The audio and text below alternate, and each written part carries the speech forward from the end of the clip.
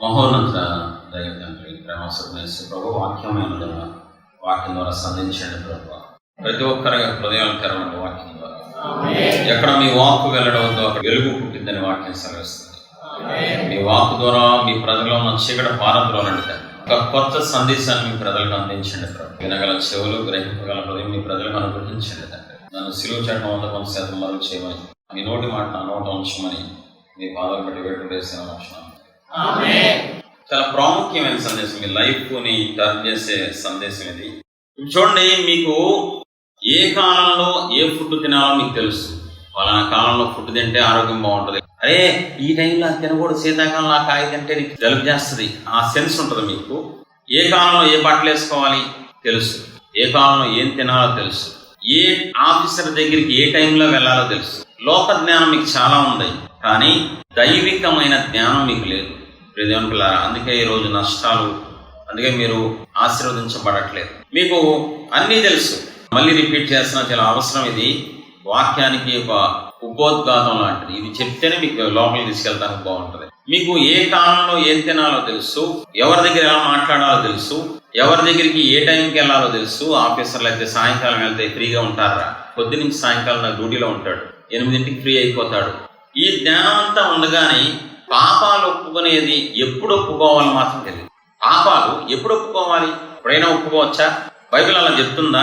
Bible ఏమన్నా పర్టికులర్గా ఫలానా సమయంలో ఒప్పుకున్నట్లు కానీ, భక్తులు కానీ బైబిల్లో వాక్యం ఏమన్నా మనకి తెలియజేస్తున్నా అన్నది ఈరోజు చూద్దాం. చాలా ప్రాముఖ్యమైన విషయం. సబ్జెక్ట్ ఏంటంటే పాపాలు ఎప్పుడు ఒప్పుకోవాలి, ఏ సమయంలో ఒప్పుకోవాలన్నది చాలా ప్రాముఖ్యం. దాన్ని ఒకసారి చూపిస్తాను చూడండి. పరిశుద్ధ గ్రంథాలు తీసి ఆదికాండం 32వ అధ్యాయం 24. యాకోబు ఒక్కడు మిగిలిపోయెను. ఒక నరుడు తెల్లవారి వరకు అతనితో పెనుగులాడెను. తాను అతని గెలవకుండా చూచి తొడగుటి మీద అతనిని కొట్టెను. అప్పుడు అతడు ఆయనతో పెనుగులాడుట వలన యాకోబు తొడగుడు వసిదెను. ఆయన తెల్లవారుచున్నది కనుక నన్ను పోనెమ్మనగా అతడు, నీవు నన్ను ఆశీర్వదించినేనే గాని నిన్ను పోనీయనెను. ఆయన, నీ పేరేమని అడగగా అతడు యాకోబు అని చెప్పాను. అప్పుడు ఆయన, నీవు దేవునితోనూ మనుషులతోనూ పోరాడి గెలిచినది కనుక ఇక మీదట నీ పేరు ఇజ్రాయేలే గాని యాకోబు అనబడదని చెప్పాను.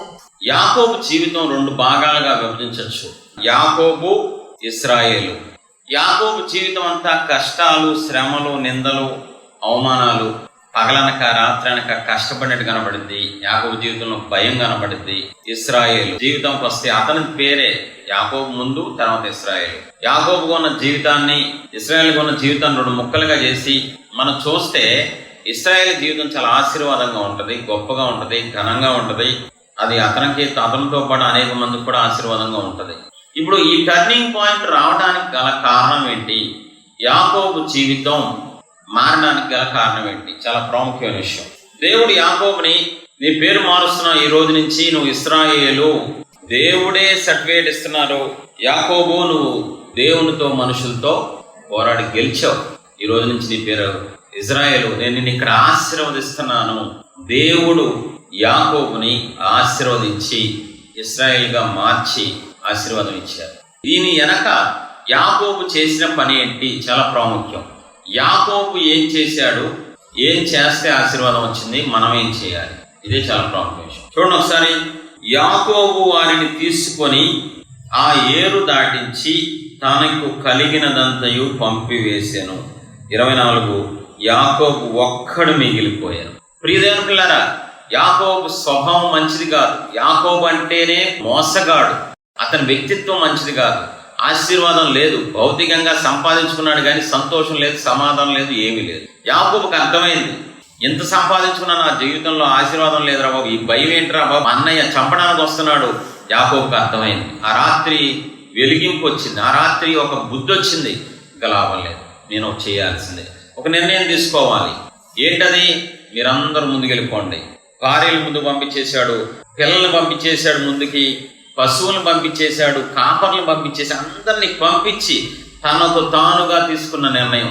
యాకోబుని ఎవరు బలవంతం చేయాల. యాకోబుకి ఆ టైంలో దైవజనుడు లేడు. చాలా ప్రాముఖ్యమైన విషయం. యాకోబుకు పుష్ చేయడానికి పక్కన ఎవడు లేడు. యాకోబే ఆలోచించుకున్నాడు, నా లైఫ్ కరెక్ట్గా లేదు, నా వ్యక్తిత్వం కరెక్ట్ కాలేదు, నేను అనుభవిస్తున్నాను నా వ్యక్తిత్వాన్ని బట్టి. ఈరోజు ఈ దరిద్రం ఏంటి, ఈ భయం ఏంటి, ఇదేంటిదంతా నేను చేసుకున్న దానికే కదా. ఈ రాత్రి కూర్చుంటా దేవుడి పాదాల దగ్గర, ఈ రాత్రి ఒంటరిగా కూర్చుంటా. నీలాంటి కుటుంబం కాదు, యాకోబు పెద్ద కుటుంబం. యాకోబుకి ఎంతమంది? 2 భార్యలు, 2 ఉపపత్నులు, సంతానం జస్ట్ 12 మంది. ఇంకా ఉప్మా చేస్తే ఎన్ని ప్లేట్లు పెట్టాలో దానికి తగ్గట్టు పనులు ఉంటారు. అయ్యగారు మరి మాకు మరే ఉన్నట్రా, మా వల్లే పెద్ద సంతానం ఇది. అంత పెద్ద కుటుంబాన్ని ఒకటే వ్యక్తి అందరిని కావాలనే ముందుకు పంపించేశాడు. ఇంకా నేను ఒంటరిగా ఉండాలి, ఈ రాత్రి నేను దేవునితో గడపాలి. మైండ్లో ఫిక్స్ అయ్యాడు, నేను అందరినీ ముందుకు పంపించి నేను ఒక్కడే దేవుని సన్నిధిలో గడపాలి. ఆ పట్టుదలే ఇశ్రాయేలుగా మార్చి పారేసింది. ఆ పట్టుదలే శాపగ్రస్తమైన జీవితం కాస్త ఆశీర్వాదంగా మార్చేస్తుంది. ఎంతకాలం ఇలా ఉంటావు? నీకుంది బయటకు రావాలి, నీకుంది మారాలని, నీకుంది విడిచిపెట్టాలని, కానీ అక్కడ వరకు ఆగిపోతున్నారు. కానీ యాకోబు తీసుకున్నట్లు ఒక నిర్ణయం తీసుకోవట్లేదు. యాకోబు తీసుకున్నట్లు ఈ రాత్రి దేవుని పాదాల దగ్గర కూర్చోవాలి. దేవుడు నన్ను అంగీకరించే దాకా నేను ఒప్పుకుంటా. యాకోబు లాంటి పట్టుదల నీకు ఉంటే కనుక నీ లైఫ్, నీ వ్యక్తిత్వం మార్చేస్తారండి. నువ్వు ఎంత కఠినాత్మను అవ్వచ్చు, పుట్టినప్పటి నుంచి నువ్వు స్వార్థంతో ఉండొచ్చు, అది పట్టించుకోవద్దు.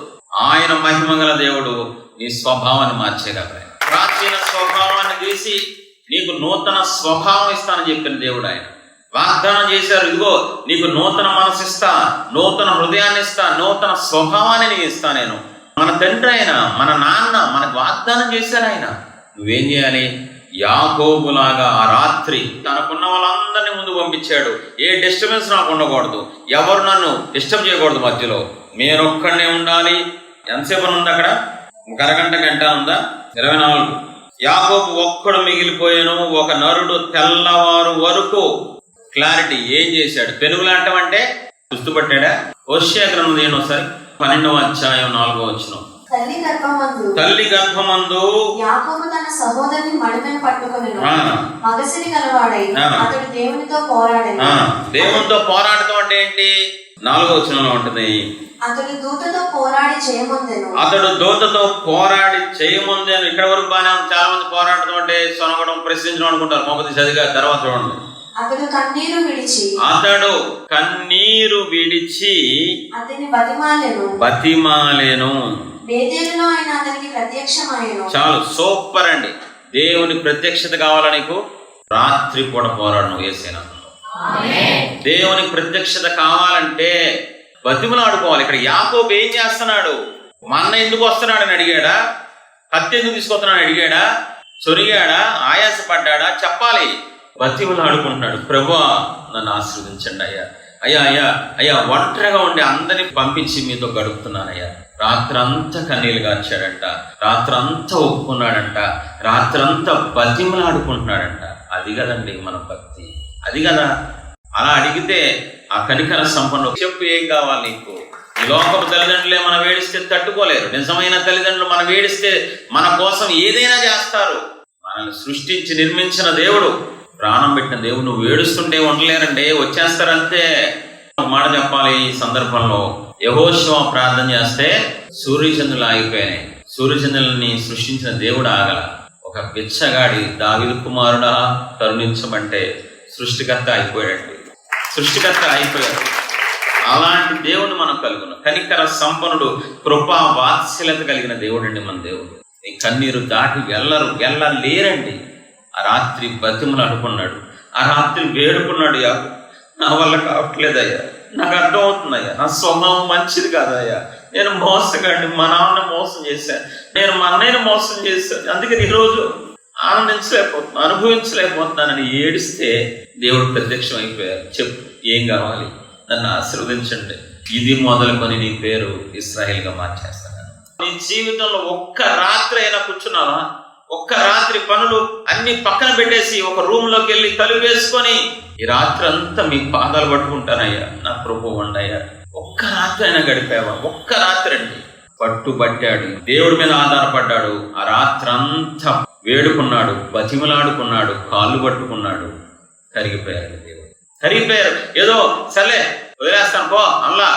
ఆ రాత్రే ఆ కన్నీటినే నాట్యంగా మార్చేశారండి దేవుడు. వ్యక్తిత్వాన్ని మార్చేశారు, జీవితాన్ని మార్చేశారు, శాపగ్రస్తమైన జీవితం కాస్త ఆశీర్వాదంగా మార్చిపారేశారు.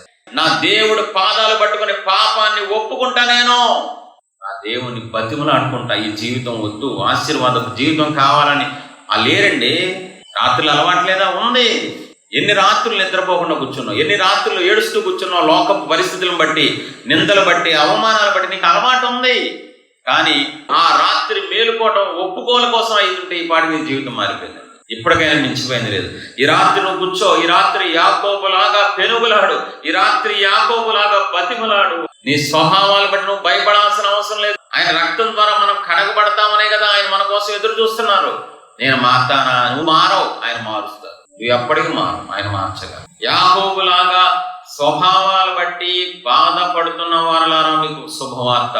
ఈ రాత్రి ఒక పట్టుదలతో, ఈ రాత్రి మీరు భారంతో, పట్టుదలతో, ఆసక్తిగా కూర్చుంటే ఉదయానికల్లా ప్రత్యక్షత వస్తుంది నీకు. గ్యారంటీ చెప్తున్నాను. ఇంకో వ్యక్తిని చూపిస్తాను మీకు. 2 సమూయేలు 12వ అధ్యాయం 10వ వచనం. నీవు నన్ను లక్ష్యము చేయక హిత్తీయుడైన ఊరియా భార్యను నీకు భార్య అన్నట్లు తీసుకుని నందున నీ ఇంటి వారికి సదాకాలం యుద్ధము కలుగును. నీ ఇంటి వారికి సదాకాలం అంటే 3 నెలల సీజన.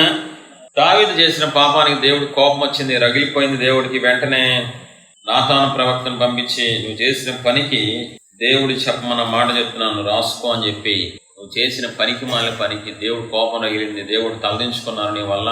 కాబట్టి శిక్ష ఏంటో తెలుసా? జీవితాంతం నువ్వు యుద్ధం చేయాలి, సదాకాలం నీకు శ్రమ ఉంటుంది, యుద్ధం ఉంటుందని చెప్పారు. ఇది బానే ఉంది. కొంచెం ముందుకెళ్దాం మనం. 24వ వచనం. తరువాత దావీదు తన భార్య అయిన బెత్షెబాను ఓదార్చి ఆమె యొద్దకు పోయి ఆమెను చూడగా ఆమె ఒక కుమారుని కనెను. దావీదు అతనికి సొలొమోను అని పేరు పెట్టెను.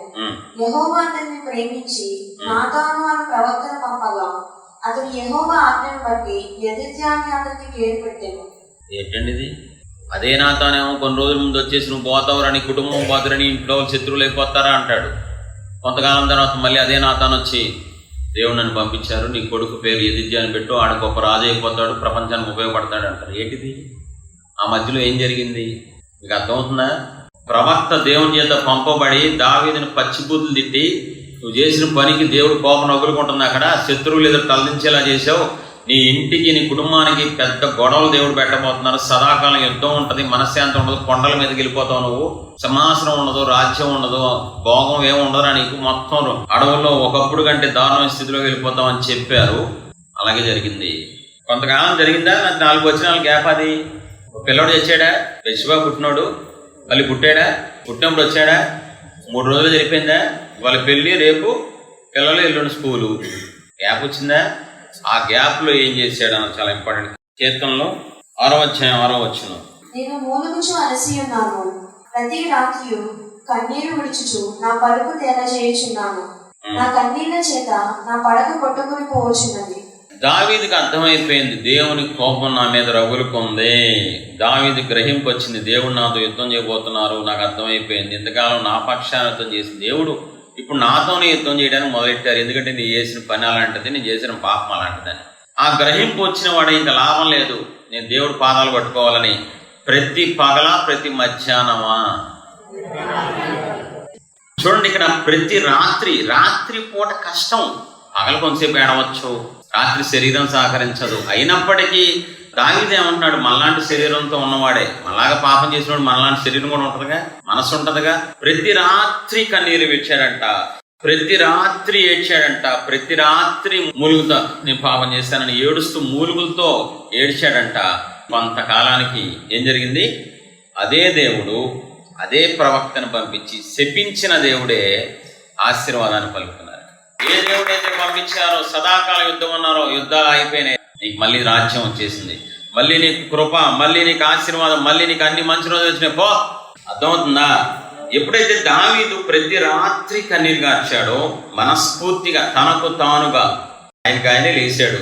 అర్థమైంది దావీదుకి, నా జీవితం ఇలా అవడానికి కారణం నా పాపం, నేను కొండెక్కడానికి కారణం నా పాపం, నాతో పాటు ఉన్న జనాన్ని ఈరోజు భయపడటానికి కారణం నా పాపం. నీ జీవితంలో ఎన్నో రోగాలు ఉన్నాయి, ఎన్నో శాపాలు ఉన్నాయి, ఎన్నో అప్పులు ఉన్నాయి, ఎన్నో బాధలు ఉన్నాయి. అవి అన్ని పడటానికే ఇష్టపడతావు, కానీ రాత్రి కూర్చుందాం, దావీదు వల్లే ప్రతి రాత్రి కన్నీళ్లు గారుస్తే మొత్తం నా అప్పులు తీర్చి నేనే అప్పిచ్చేదానిగా మారుస్తాను నా దేవుడు అనే విశ్వాసం ఏంది?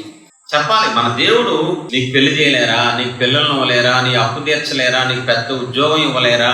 ఒకసారి ఆలోచించండి. దావీదుకి అర్థమైంది, దావీదు నేను చేసుకున్నాను, శాపం తెచ్చుకున్నాను, రోడ్డు మీద పరిగెత్తుతున్నాను, ఇదంతటికి కారణం నా పాపమే, నేను ఏం చేసినా ఉపయోగం ఉండదు, నా పాపాన్ని నేను ఒప్పుకుంటాను, ప్రతి రాత్రి ఒప్పుకుంటాను, కన్నీళ్లతో ఒప్పుకుంటాను అని డిసైడ్ అయ్యాడు. చెప్పమట మొత్తం కోల్పోయిందని సంపాదించేసుకున్నాడు. దావీదులాగా నువ్వు పట్టుపడితే, దావీదులాగా రాత్రుల పూట కన్నీటితో ఒప్పుకోగలిగితే ప్రణాళికలోంచి నువ్వు పక్కకి వెళ్ళిపోవచ్చు. నువ్వు చేసిన పాపం వల్ల మొత్తం కోల్పోవచ్చు. నువ్వు మళ్ళీ నా దేవుడు అన్నీ ఇచ్చేస్తాడు, మొత్తం ఇచ్చేస్తాడు. ఆయన నీ కన్నీరు దాటి వెళ్ళరు, ఆయన నీ కన్నీరు దాటి వెళ్ళరు. నువ్వు రాత్రులు ఒప్పుకోవటం మొదలు పెడితే, రాత్రిపూట ప్రశాంతంగా తలుపేసుకొని కన్నీళ్లతో ఒప్పుకుంటే ఎంత బాగుంటుందండి. బైబిల్లో ఎప్పుడు ఏం చేయాలో రాసి పెట్టారు. ఉదయకాలం సహవాసం చేయాలి, రాత్రిపూట పాపాలు ఒప్పుకోవాలి. ఇద్దరు వ్యక్తులను చూపించాను, మీకు చాలా ప్రాముఖ్యత సందేశం. చెడ్డ స్వభావాలు నీలో ఉన్న భయపడక్కర్లా, ఇశ్రాయేలుగా మార్చబడతావు, మంచి స్వభావాలతో మార్చబడతావు. దేవునికి అసాధ్యమైనట్టు ఏదీ లేదో. నువ్వు ఎంత అహంకారమైన మార్చేస్తారా ఏసే నామంలో. నిన్ను చూసుకుంటాడు ఏసే నామం అలాంటిది, ఏసే రక్తం అలాంటిది. ఆయన మహాదేవుడు అన్ని నామాల కంటే పైనామం అండి. నువ్వు ఏ స్వభావానికి భయపడక్కర్లేదు. మీరు ఇది మనసులో ముద్ర వేసుకోగలిగితే ఈ వాక్యాన్ని, లైఫ్ మారిపోద్ది. మీరు ఉండగలరు, ఏసే నామంలో ఉన్నారు. మామూలుగా రాత్రులు నిద్రపోకుండా తిట్టాడనో, అవమానమో, ఫెయిల్ అయిందనో, ఏదో కారణాల చేత నేను ఎగ్జామ్ ఫెయిల్ అయ్యానో, నా ఇంట్లో మొగుడు తిట్టాడనో మీరు రాత్రులు నిద్రపోకుండా ఉన్నారు. నువ్వు ఉన్నావు, ఉండగలవు, పట్టుదల పడితే. పౌలు అంటాడు, ఆసక్తి విషయంలో మాంద్యులు అవ్వద్దు, మీరు ఆసక్తిగా ఉండండి, ఆసక్తిగా కూర్చోండి. తపనతో ఏలియామన వంటి స్వభావం గలవాడే ఆయనను అతడు ఆసక్తిగా ప్రార్థించినప్పుడు వర్షం వచ్చింది. నువ్వు ఆసక్తితో, పట్టుదలతో, విశ్వాసంతో రాత్రులు కన్నీరు కారిస్తే లైఫ్ మారిపోద్ది. యాకోబు దేవుడు నీ దేవుడు కాదా? దావీదు సేవించిన దేవుడు నువ్వు సేవించట్లేదా? మారే దేవుడు ఆయన. చూద్దాం యోహాను సువార్త 21:1. తర్వాత యేసయ్య తిబెరియా సముద్ర తీరమున శిష్యులకు మరలా తాను ప్రత్యక్షపరచుకొనెను. ఏం జరిగిందంట? యేసు ప్రభువారు పేతురు ప్రత్యక్షం అయ్యారు, మహిమ గల దేవుడుగా. అప్పటి వరకు భౌతికంగా ఉన్నారు, కానీ ఆయన సిలువెక్కి 3వ రోజు పునరుద్ధానుడు అయిన తర్వాత మహిమగల దేవుడుగా కొంతమందికి మాత్రమే ప్రత్యక్షత అయ్యారు. ఆయన 50 రోజుల్లో కొంతమందికి ప్రత్యక్షత ఇచ్చారు, కొన్నిసార్లు శిష్యులకు ఇచ్చారు. ఇప్పుడు ఈ ప్రత్యక్షత పేతురుకు వచ్చింది, పేతురుతో మాట్లాడారు, పేతురుకి అప్పచెప్పేశారు సంఘాన్ని. ఇదిగో సంఘం ఇచ్చేస్తాను, వెళ్ళిపోతున్నా పరలోకం, మొత్తం నువ్వే అధికారి, దైవజనుడు, ప్రపంచాన్ని తలకింది చేసేస్తాను, నీకు పరలోకం తాళం నీకు ఇచ్చేస్తాను అని చెప్పేసి చేశారు. పేతురుకి ప్రత్యక్షత అవడం ఏంటి? అసలు పేతురుకి సంఘాన్ని అప్పచెప్పడం ఏంటి? పేతురు బొంకాడు కదా, పేతురు అమ్మేశాడు కదా యేసు ప్రభు వారిని. యూదా ఇస్కరియోతు అమ్మేశాడు, పేతురు అమ్మేశాడు దేవుణ్ణి. ఇద్దరు అమ్మేశారు శిష్యులు. ఆయన చిచి నీ మీద ఒట్టు శపించేసుకుంటున్నాడు, నాకు అసలు యేసు ప్రభు తెలియదా? ఆయన వింటూ ఉండగానే అబద్ధాలు ఆడేశాడు. దేవుడు గుండె చీరిపోయిందండి పేతురుని బట్టి. మరి అలాంటి వ్యక్తికి ప్రత్యక్షత ఎలా వచ్చింది? అది ఇంపార్టెంట్. చూద్దాం ఒకసారి. ప్రత్యక్షత రావడానికి గల కారణం ఏం చేశాడు? మత్తయి సువార్త 26:75. కనుక కోడి కూయకమునకు నీవు నన్ను ఎరుగనని ముమ్మారు చెప్పెదవని యేసయ్య తనతో అనిన మాట పేతురు జ్ఞాపకం తెచ్చుకుని వెలుపలకు పోయి సంతాపపడి ఏడ్చాను అనగానే మీ దృష్టిలో ఏంటి తెలుసా? ఏడ్చాడు, వచ్చాడు. ఒక నిమిషంలో జరిగింది అది. కోడి కుయ్యక మునుపు యేసు ప్రభు వారిని ఎప్పుడు తీసుకెళ్లారు? రాత్రి కూడా పట్టుకున్నారు, రాత్రి అంతా కోట్లు చుట్టూ తిప్పారు. ఇప్పుడు పేతురు ఏ టైంలో కన్నీరు కారుస్తున్నాడు? ఎలా ఏడుస్తున్నాడు? అయ్యో నా దేవుడిని నమ్మేశాను, నా తండ్రి నన్ను ప్రేమించాడు, చేపలు పట్టుకునేవాడిని తీసుకొచ్చి నా దేవుడు దైవజనుడుగా చేశారు, వరాలు ఇచ్చారు, అభిషేకాలు ఇచ్చారు, ఇచ్చినవన్నీ గుర్తు చేసుకుని ఏడుస్తున్నాడు. పాపాన్ని ఎలా ఒప్పుకోవాలి తెలుసా? ఆయన నీ పట్ల చూపించిన ప్రేమను ఒకవైపు చెప్తూ, ఈ వైపు ఇలాంటి మిమ్మల్ని ప్రభు ఏడిపించింది, ఎంతగా నన్ను హెచ్చించిన మిమ్మల్ని సిలువేసింది, నన్ను ప్రత్యేకపరిచిన మీకా గాయాన్ని చేసింది నేను అని ఆయన ప్రేమను గుర్తు చేసుకుంటూ ఏడవాలి. మనం డైరెక్ట్గా కూర్చొని నేను పాపం చేశాను ప్రభా, నేను ఏడిపించాను ప్రభా, శోధించాను ప్రభా, అలాగది ఒప్పుకోల్లో ఫస్ట్ ఆయన ప్రేమను గుర్తు చేసుకోవాలి. ఎక్కడి నుంచి తీసుకొచ్చారు, నీకోసం ఎంతగా ప్రాణం పెట్టారు, నీకోసం ఎంత సిలువ యాగం చేశారు, అవి గుర్తు చేసుకుంటూ ఇటువైపు నీ పాపాన్ని గుర్తు చేసుకొని రెండు మిక్స్ చేస్తూ ఒప్పుకోవాలి. అదే చేశాడు పేతురు. ఆయన ప్రేమను గుర్తు చేసుకొని 3.5 సంవత్సరాల కిందకి వెళ్ళిపోయాడు వెనక్కి. అయ్యో, ఒకనొక రోజు ఆయన వచ్చారు నా దగ్గరికి, ఆయనే నా దగ్గరికి వచ్చారు, నేను ఆయన దగ్గరికి వెళ్ళలేదు, నన్ను పిలిచారు, నా వెంబడి రమ్మన్నారు, అవన్నీ తలపోసుకుంటూ ఏడుస్తున్నాడు. ఏనాడు ఊహించలేదయ్యా ఏంటయ్యా ఈ ప్రేమ అని ఆయన మేలును గుర్తు చేసుకుంటూ, ఆయన ప్రేమను గుర్తు చేసుకుంటూ అలా ఒక్కొక్కటి చెప్తూ, అలాంటి నేను నమ్మక ద్రోహం చేశానయ్యా, ఇంత ప్రేమ పొందుకున్న నేను ఈరోజు అవిధేయత చూపిస్తున్న, తిరుగుబాటు చేస్తున్నానయ్యా. అలా పాయింట్ వైజ్గా అయితే తెల్లవారుజామున అయిపోతుంది తెలుసా. రాత్రి మొదలంటే మీకు ఎవరితో సంబంధం ఉండదు, పక్కన వాళ్ళతో సేవకులతో సంబంధం ఏంటండి. కరెక్ట్గా వెళ్ళే గొర్రెని ఏహే ఏహే అనక్కర్లా, అది వెళ్ళిపోతా ఉంటుంది. ఈ పక్కదోకి వెళ్తే చూసా గొర్రె ఏహే రావేదా, గొర్రె హిట్రా, గొర్రె హిట్రా, గొర్రె హిట్రా. ఆ రాత్రి యాకోబు పెనుగులాడి కన్నీళ్లు గార్చి బతిమాడాడు. ఆ రాత్రి దావీదు తన పాపాన్ని గుర్తు చేసుకొని కన్నీళ్లు గార్చాడు. ఆ రాత్రి పేతురు తన పట్ల దేవుడు చూపించిన ప్రేమను, ఇచ్చిన ఆధిక్యతలు అన్నీ గుర్తు చేసుకొని సంతాపపడి ఏడ్చాడు. కొన్ని రోజులకి అది గుర్తు చేసుకొని, అక్కడ అవకాశం లేదు యాగం చేయాలి కాబట్టి కొన్ని రోజులు ఆగి ఆ కన్నీని గుర్తు చేసుకొని ఆయన ప్రత్యక్షత ఇచ్చారు. యేసయ్యనామములో ప్రత్యక్షత ఇచ్చారు. ఎవరికి? అబద్ధికుడికి, ఎవరికి? బొంకినోడికి, ఎవరికి? యేసు ప్రభు వారిని సిలువేసినోడికి ప్రత్యక్షత ఇచ్చారు. నీకు ఓరా, నాకు ఓరా చెప్పాలి. ఆయన ప్రత్యక్షత ఇచ్చే దేవుడు. 3 చోట్ల రిజల్ట్ వచ్చిందా రాలేదా? యాకోబు రాత్రంతా కన్నీరు గారిస్తే దేవుడే దిగి వచ్చి ఆశీర్వదించారా లేదా? దావీదు ప్రతి రాత్రి కన్నీరు విడిస్తే ప్రవక్తని పంపించి, ఇదిగో నీ కొడుకు పేరు పెట్టు, నీ కొడుకు పెద్ద రాజుగా చేయబోతున్నానని ఆశీర్వదించారా లేదా? ఆ రాత్రి పేతురు కన్నీరు గారిస్తే పేతురు దగ్గరికి డైరెక్ట్ గా యేసు ప్రభు వారు వచ్చారా లేదా? ప్రత్యక్షత ఇచ్చి పరిచర్య అప్పగించి సంఘానికి అధికారిగా చేశారా లేదా? అలా ముగ్గురిని ఎదురుకుండా పెట్టుకోండి. యాకోబు, దావీదు, పేతురు. యాకోబులాగా నా చెడ్డ స్వభావంతో నేను ఉన్నాను అని ఒప్పుకోండి. దావీదులాగా నేను పాపం చేశా, మీ దృష్టికి చెడుతనం చేశా అని పాపాన్ని ఒప్పుకోండి. పేతురులాగా ఇంత ప్రేమ చూపిస్తే నాకన్నా చిన్నోళ్ళు చచ్చిపోయారయ్యా, నాకంటే గొప్పోళ్ళు కరోనాలో చచ్చిపోయారు, నన్ను బ్రతికించావయ్యా, అయినా నేను మిమ్మల్ని పొడుస్తున్నానయ్యా అని ఒప్పుకోండి. జబ్బమ్మడ యాకోబు ఇశ్రాయేలు మారినట్టు మీ పేరు, మీ జీవితం, మీ వ్యక్తిత్వం మారిపోద్ది. దావీదు కృప పొందుకున్నట్టు మళ్ళీ అన్ని సంపాదించుకుంటారు మీరు, కోల్పోయినవి అన్ని. పేతురులాగా పరిచారకులు అవుతారు, ప్రపంచానికి మీరు ఆశీర్వదించబడతారు. ద్వారా ఆశీర్వాదం వస్తే యాకోబుకి ఏ దైవజనుడు ఉన్నాడు? దావీదుకి ఒక్కడే రాత్రిపూట తనకు తానుగా. మూడోది పేతురుకి, పేతురే మొదటి సేవకుడు అయితే మళ్ళీ ఆయనకి ఎవడు ఉంటాడు సేవకుడు? అవునా కదా? చూడండి, ఇంకో 2 వ్యక్తులను చూపిస్తాను. ఈ వచనాలు చాలా ఆశ్చర్యంగా ఉంటాయి. మొదటి సమూయేలు 15:11. సౌలు నన్ను అనుసరింపగా వెనుక తీసి నా ఆజ్ఞలను గైకొనక పోయాను కనుక అతనిని రాజుగా నిర్ణయించినందుకు నేను పశ్చాత్తాపపడుచున్నాను. అందుకు సమూయేలు కోపావేశుడై రాత్రి అంతా యెహోవాకు మొరపెట్టుచుండెను. ఉదయంన సమూయేలు లేచి సౌలుని ఎదుర్కొనుటకు పోగా. దేవుని పేరు సమూయేలు ప్రవక్త, సమూయేలు దైవజనుడు. ఇప్పుడు సౌలు దేవుని ఆజ్ఞ అనుసరించకపోవడం వల్ల దైవజనుడైన సమూయేలు ఏం చేస్తున్నాడు తెలుసా? రాత్రి అంతా ఒప్పుకుంటాడంట సౌలు పాపాన్ని. సౌలు పాపాన్ని సమూయేలు, ఈ 3 వ్యక్తులు మీకు చూపించాను, వాళ్ళ పాపాలు రాత్రి ఒప్పుకున్నారు. దైవజనుడు ప్రవక్త అయిన సమూయేలు వేరే వాళ్ళ పాపాన్ని రాత్రి కూడా ఒప్పుకున్నారు. అప్పుడు ఏం జరిగింది? ఆ కన్నీరు చూసిన దేవుడు 16:1 చూద్దాం. అంతటి యెహోవా సమూయేలుతో ఇలాగ సెలవిచ్చెను, ఇశ్రాయేలీయుల మీద రాజుగా ఉండకుండా నేను విసర్జించిన సౌలును గురించి నీవెంతకాలం దుఃఖింతువు? ఎంతకాలం దుఃఖించువు? నీ కొమ్మును తైలముతో నింపుము. తీసుకో, బెత్లెహేమీయుడైన యెషయలోకి నిన్ను పంపుచున్నాను. వెళ్ళిపో. తర్వాత చూడండి, కొన్ని వచనాల తర్వాత డైరెక్ట్ గా దావీదు దగ్గరికి వెళ్ళిపోతాడు. సమూయేలు అభిషేకించేస్తాడు. సౌలు ప్లేస్ లో దావీదు వచ్చేసాడు. సౌలును బట్టి దుఃఖపడ్డాడు దైవజనుడు ప్రవక్త, కన్నీళ్లు విడిచాడు, పాపాన్ని ఒప్పుకున్నాడు. అది చూసి దేవుడు, ఎన్ని రాత్రులు ఒప్పుకుంటావా బాబు, ఎన్ని రాత్రులు కన్నీరు కాడుతావు? ఓ వ్యక్తిని ప్లేస్ లో పెడతాను, అతని కోసం నువ్వు కన్నీరు కావచ్చు, అతను వాడబడాలని చెప్పి దేవుడు వ్యక్తిని మార్చారు సమూయేలు జీవితం. 5వ వ్యక్తి చాలా ప్రాముఖ్యమైన వ్యక్తి. అపోస్తులు 9:10 నుంచి చూద్దాం. దమస్కులో అననీయ అనే ఒక శిష్యుడు ఉండేను. ప్రభు దర్శనమందు అననీయ అతన్ని పిలువగా అతడు ప్రభువా ఇదిగో నేను ఉన్నాను. అందుకు ప్రభు, చాలు, అననీయ అనే శిష్యుడికి దేవుడు దర్శనమిచ్చి ఏమంటున్నారు, సౌలు అనే ఒక వ్యక్తి ఉన్నాడు, అతని దగ్గరికి నువ్వు వెళ్ళు, ప్రార్థన చెయ్యి, అతన్ని స్వస్థిస్తా. ఆడెవడో తెలుసు మీకు?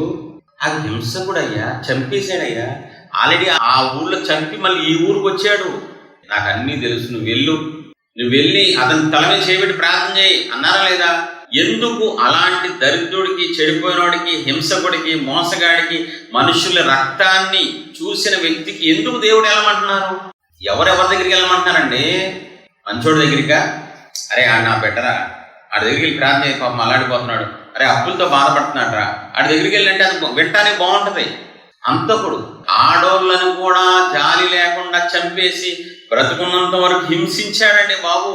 తర్వాత తనే చెప్తాడు అపోస్తలుల కార్యంలో, బ్రతుకున్నంత వరకు వాళ్ళని హింసించాను, చెరసాల్లో బంధించానంటాడు. అటువంటి వ్యక్తి దగ్గరికి దేవుడు ప్రత్యక్షమయ్యి అంత బాధ్యత ఎందుకు తీసుకున్నారు అని అడుగుతున్నా నేను. చూద్దాం, అక్కడ యేసుప్రభు వారు చెప్తారు చూడండి 11. ప్రభువా ఇదిగో నేను ఉన్నానెను. అందుకు ప్రభువు, నీవు లేచి తిన్నది అనబడిన వీధికి వెళ్ళి యూదా అనువాని ఇంట తార్సు వాడైన సౌలు అనువాని కొరకు విచారించుము. ఇదిగో అతడు ప్రార్థన చేయుచున్నాడు. ఏం చేస్తున్నాడు? మీలాంటి ప్రార్థన, దేవుడికి నచ్చిన ప్రార్థన, దేవుడు అంగీకరించే ప్రార్థన, దేవుడు ఆ ప్రార్థన విని ఇంకొక వ్యక్తికి చెప్పేలాగా చేస్తాడు ప్రార్థన. ఏం చేయడం వల్ల? 9వ వచనం చూడండి. అతడు 3 దినములు చూపు లేక అన్నపానం లేమియు పుచ్చుకొనకుండెను. ఇక్కడ ఇది అక్కడ అది కనెక్ట్ చేసుకోండి. 3 రోజులు చూపు లేదు, కానీ చూపు లేకపోయినా అన్నపానాలు ముట్టుకోకుండా ఉపవాసం ఉండి ప్రార్థన చేసి పాపాలు ఒప్పుకోండి. దేవుడు ఎందుకు కదిలించబడతారంటే, శిలువ దర్శనం చూసినంత అర్థమైపోయింది. శిలువ ఎదుట తన చీకటంతా కనబడింది సౌలుకి. ఓహో, నేను ఎంతగానో చేసింది తప్పు అనమాట, మంచిగా అనుకున్నాను, గొప్ప చేశాను అనుకున్నా, కానీ ఇంత దారుణంగా మనుషులు చంపేశానా? 3 రోజులు కళ్ళు కనబడకపోయినా, మొత్తం మూసుకుపోయినా 3 రోజులు కటిక ఉపవాసం ఉండి పాపాలు ఒప్పుకున్నాడు. పరలోకంలో దేవుని కదిలించేశాడు. దేవుణ్ణి కదిలించాలి. ఏదో పైపైన ఒప్పుకొని నీకు నువ్వే సాటిస్ఫాక్షన్. పశ్చాత్తాపపు కన్నీరు, పాపపు ఒప్పుకోనప్పుడు కన్నీరు పరిశుద్ధాత్మ దేవుడు తాకితేనే వస్తుంది.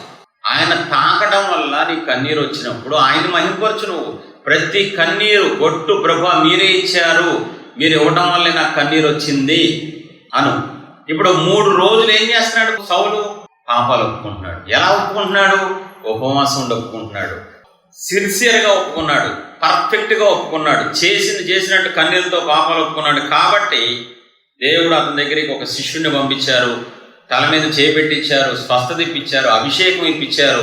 ఆ రోజు నుంచి వాడబడటం మొదలైంది. అయితే ఒక మాట చెప్పి నేను ముగించేస్తా. ఇతను విశ్వాసిగా ఉన్నప్పుడు ఇలా చేశాడు, సేవకుడైన తర్వాత ఏం చేశాడు చూపించి నేను ముగించేస్తాను. అపోస్తుల కార్యం 20వ అధ్యాయం 9వ అధ్యాయంలో ఇది జరిగింది కదా. కొంతకాలం తర్వాత అపోస్తులు 20:31. కావున నేను 3 సంవత్సరములు రాత్రి పగలు కన్నీళ్లు విడుచుచు ప్రతి మనుష్యునికి మానవ బుద్ధి చెప్పినని మీరు జ్ఞాపకం చేసుకుని మెలకువగా ఉండు. ఎంత విలువైన మాట అండి ఇది. అప్పుడు విశ్వాసిగా ఉన్నప్పుడు 3 రోజులు కన్నీళ్లతో పాపాలు ఒప్పుకున్నాడు, పగలనక రాత్రనక. ఇప్పుడు సేవకుడు అయిన తర్వాత, అపోస్తులు అయిన తర్వాత కన్నీళ్లతో రాత్రి పగలు కన్నీళ్లు విడుచుచు ప్రజల విడుదల కోసం వాళ్ళ పాపాలు ఒప్పుకుంటూ బుద్ధి చెప్పి సువార్త ప్రకటించి దేవుని రాజ్యం కట్టి ప్రపంచానికి మాదిరి అయిపోయాడు పౌలు. కొన్ని వేల సంవత్సరాలు అయినా ఇప్పటికీ పౌలు అనేవాడు తెలియకుండా, పౌలు పేరు ఎత్తకుండా ఎవరు కూడా ఉండడు. దేవుడు తర్వాత మాదిరి ఎవరు ఉన్నారంటే పేతురు, పౌలు ఇద్దరే. ఇప్పుడు ఇంతగా ఒక హంతకుడు ప్రపంచానికి ఆశీర్వాదం అవడం ఏంటి? ఈరోజు పౌలు లాంటి అంశం కావాలి. పాట కూడా ఉంది కదండి, ఆనాటి పౌలుల బ్రతకాలని. అంత గొప్ప దైవజనుడు, పత్రికలు రాసినోడు, క్రీస్తు స్వారూప్యంలోకి వెళ్ళిపోయినోడు, మాదిరిగా ఉన్నవాడు. కారణం ఏంటి? విశ్వాసిగా ఉన్నప్పుడు రాత్రులు కన్నీళ్లు గార్చి పాపాలు ఒప్పుకున్నాడు. సేవకుడైన తర్వాత రాత్రులు పాపాలు వేరే వాళ్ళకి ఒప్పుకున్నాడు, ప్రజల విడుదల కోసం కన్నీరు గార్చాడు. ఈ 3 వ్యక్తులు వాళ్ళ పాపాల కోసం వాళ్ళు రాత్రులు కన్నీళ్లు గార్చారు, గొప్ప విడుదల పొందుకున్నారు, ఆశీర్వదించబడ్డారు. 2 సేవకులను చూపించాను, సమూయేలు, పౌలు. పాత నిబంధన, కొత్త నిబంధన మొత్తం ఒకటే ట్రెండ్. బైబిల్ అంతా రాత్రులే పాపాలు ఒప్పుకోవాలి, రాత్రులే పాపాలు ఒప్పుకోవాలి. 2 సేవకులను చూపించా. సమూయేలు రాత్రిపూట సౌలు పాపాన్ని ఒప్పుకుంటున్నాడు, అపోస్తులైన పౌలు రాత్రులు పూట వేరే వాళ్ళ పాపాలు ఒప్పుకొని కన్నీళ్లు గారుస్తున్నారు. మీరు ఎలా ఉన్నారు? నేను చెప్పేది ఒకటే, ఈ 5గురికి పక్క నుండి ఎవరైనా ఒప్పించారా? వీళ్ళ 5గురు మళ్ళాంటి వాళ్ళేనా? మళ్ళాంటి పాప స్వభావం కలిగిన వాళ్ళేనా? మళ్ళాంటి బలహీనతలు ఉన్నోళ్ళేనా? వీళ్ళకి ఎవరైనా 10 మంది సేవకులు చుట్టూతో రౌండ్ వేసారా? ఆలోచించండి ఒకసారి. ఎంతమంది నిర్ణయం తీసుకున్నారు? ఆ 5గురికి ఎవరు పక్కన లేరు, 5గురికి ఎవరు పక్క నుండి టీలు అందించి పాపాలు ఒప్పుకో అని చెప్పలా. 5గురికి వాళ్ళకే నిర్ణయించుకున్నారు, వాళ్ళకి ఒప్పుకున్నారు, వాళ్ళగా విడుదల పొందుకున్నారు, వాళ్ళగా ఆశీర్వదించబడ్డారు.